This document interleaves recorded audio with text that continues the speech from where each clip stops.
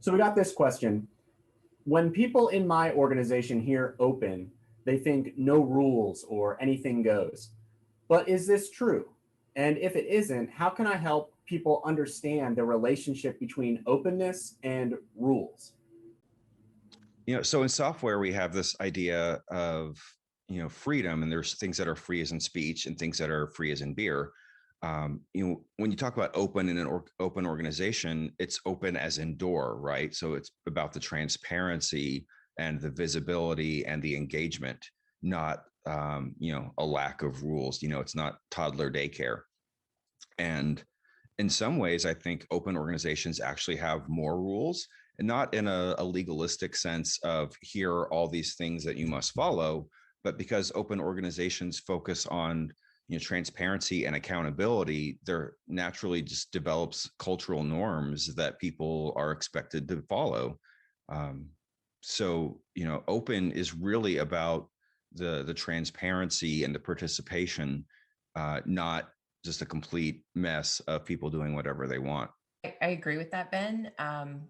Often I find that the answer that I get back when I pose this question to people is this: well, open org sounds like it's just a bunch of chaos. Who's actually in charge? Who's actually, making decisions and answering questions? And I think, again, to your point, you have to pull it back and say, well, you know, just because you're talking about being open or even distributed, even if those levers of the open principles are, on full or at different varying levels, does not mean that there aren't people in charge. It doesn't mean that there aren't policies and frameworks in place to make it work.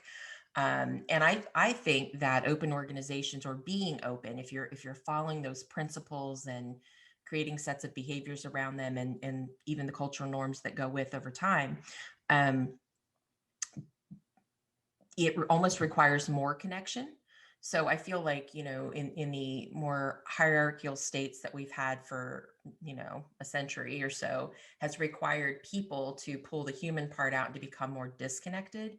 And I think what's always attracted me to open in the principles and how we create open leadership in open organizations is it requires one to become more connected. You have to go back to finding the human part of what's happening.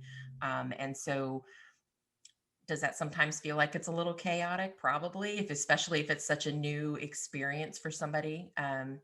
But remembering that each of those principles and the associated ways we look at our thinking and such with it, that can go up, it can go down. It doesn't always mean distributed leadership. It just means you've got people connected, collaborating together, innovating together, thinking together, and sharpening each other and creating more meaningful solutions and more connected teams and so on. And so that does, I kind of jumped away from the no rules part, but it's just, again, I think of that as it actually becomes less chaos and becomes more connected and fluid. Um, just like we see nature, natural ecosystems, like sometimes things look pretty chaotic out in nature, don't they? Yes, but everything's working together in a way that feeds an entire system. And I think if we look at it through a different lens, we can realize it's not an anything goes kind of situation, but it creates a lot of space for more creativity and more innovation and more connection ultimately. I think you bring up a good point about when you talk about hierarchy, because I think a lot of people assume an open organization has to be completely flat, so like a company where everyone reports to the CEO, and that's not the case. That doesn't scale well.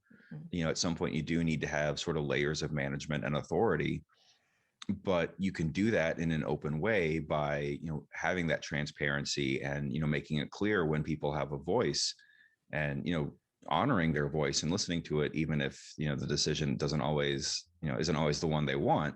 But if people feel like they have real feedback, you can still have levels of management and be an open organization. Those two ideas are not in conflict.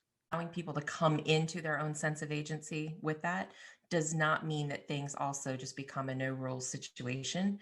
I think that if we can get leaders to understand that the mindsets that go into individuals having agency, I think for me, the experience has been there becomes more accountability. It just automatically, those things start falling into place.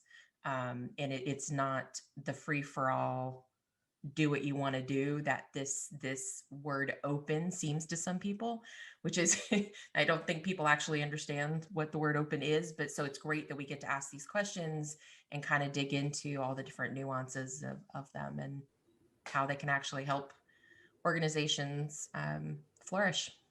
Ben said free as in beer and free as in speech. I'll add one more, and that's free as in market, right? When you think about the so-called free market, right? It's not, there are a lot of rules in place, or should be, to keep markets quote unquote free or open marketplaces, right? I mean, the open nature of the market, there are anti-monopoly laws, there are anti-compete laws, there's a lot of regulations and rules in place to keep the field open, right? And so the relationship between rules and openness is, I would say, not an antithetical one, I guess I would say, right? So sometimes you need rules to keep things more open. And Ben's analogy to free software is great, right? The software license, the GNU public license, that license is one of the lengthier licenses. It has more rules than other licenses do, but it's designed to keep things more free, right? In software terms, right? So the relationship between rules and openness is not necessarily an inverse one, and it's not necessarily an antithetical one.